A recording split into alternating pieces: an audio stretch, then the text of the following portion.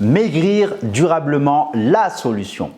Hello, je suis ravi de vous accueillir au travers de cette nouvelle vidéo. Si tu es nouvelle sur ma chaîne, je te souhaite la bienvenue. Tu vas découvrir du contenu sur la perte de poids, les compulsions alimentaires, la gestion de tes émotions face à la nourriture, bref, tout un tas de contenus que tu ne voudrais certainement pas louper. Donc pour cela, je t'invite à t'abonner si ce n'est pas encore fait et activer la cloche pour ne rien rater.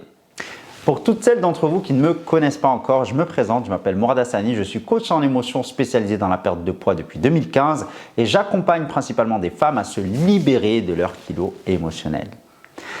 Alors aujourd'hui, on va parler de maigrir durablement.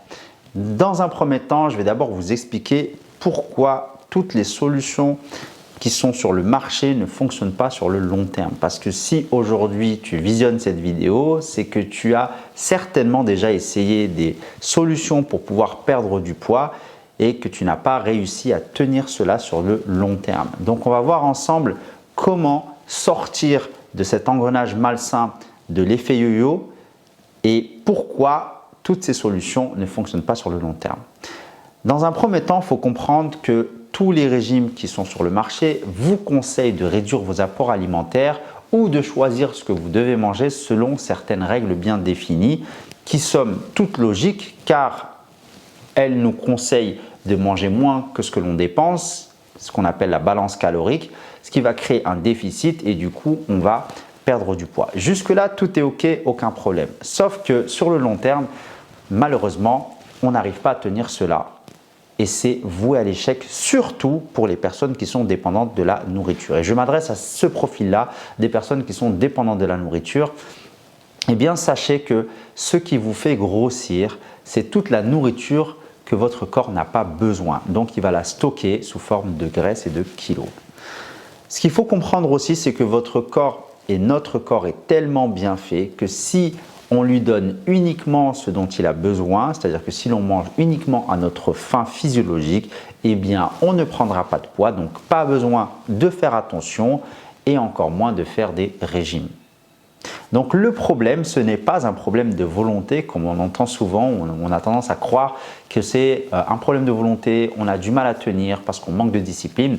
Pas du tout, c'est un problème qui est relié à nos envies émotionnelles, c'est-à-dire ce sont des envies qui ne sont pas liées à notre faim physiologique. Rappelez-vous, si je mange uniquement à ma faim, je ne prends pas de poids. Notre corps est tellement bien fait, il y a un système hormonal qui est là pour justement réguler tout ça.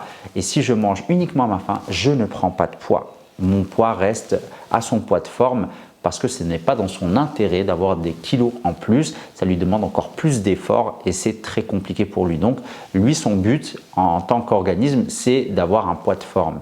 Donc ce n'est pas dans son intérêt de stocker. Ce qui va stocker, c'est toute la nourriture que notre corps n'a pas besoin et en général, cette nourriture dont notre corps n'a pas besoin, elle est liée à des émotions qui sont mal gérées. Ce sont des émotions très intenses ou anxiogènes qu'on ne sait pas gérer et du coup on va chercher à compenser par des plaisirs via la nourriture. C'est-à-dire que quand tout se passe bien dans la vie, ok, on est en mesure de suivre le régime et dès lors qu'il y a une difficulté, des défis, des challenges à surmonter qui vont du coup nous faire remonter certaines émotions qui ne sont pas agréables, eh bien on va essayer de fuir ces émotions où on va chercher une certaine récompense, une gratification immédiate, un shoot de dopamine pour créer un plaisir et apaiser cette douleur et du coup nous réconforter. Sauf que le problème, ça se transforme en kilos au fur et à mesure du temps.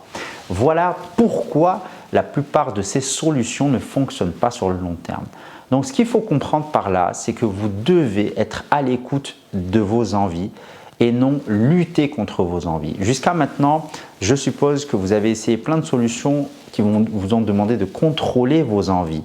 Ne mange pas ceci, supprime cet aliment-là, tu dois manger à cette heure-ci, pas à cette heure-là, etc., etc. Donc, on est dans un contrôle de nos envies au lieu d'être à l'écoute de nos envies et d'être dans une compréhension, d'être dans une introspection de nous-mêmes pour pouvoir se sortir de cet engrenage malsain et de ce cycle infernal de la suralimentation.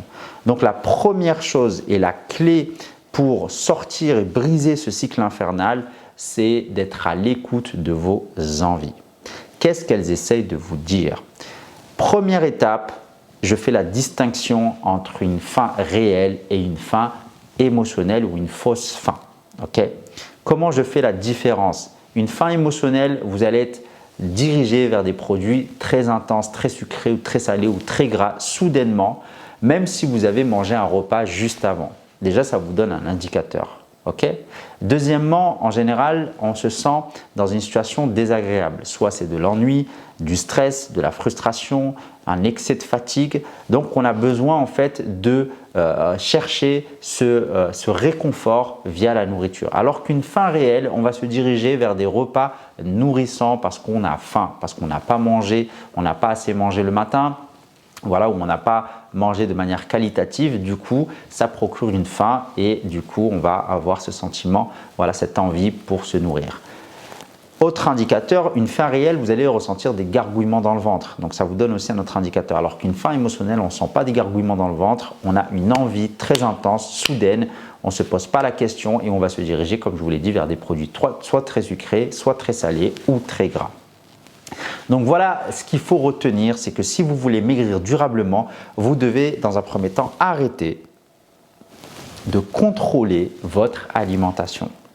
Ça, c'est vraiment la clé. On arrête de contrôler son alimentation et on va s'écouter. Donc, au lieu de contrôler mes envies et de lutter contre mes envies, je vais être à l'écoute de mes envies. C'est deux choses totalement différentes. Et c'est la solution si vous voulez sortir de cet engrenage malsain des régimes, de la frustration et de la surcompensation pour derrière ensuite reprendre le poids que vous avez perdu et faire de l'effet yo-yo. Il va falloir être à l'écoute de vos envies. C'est vraiment la clé.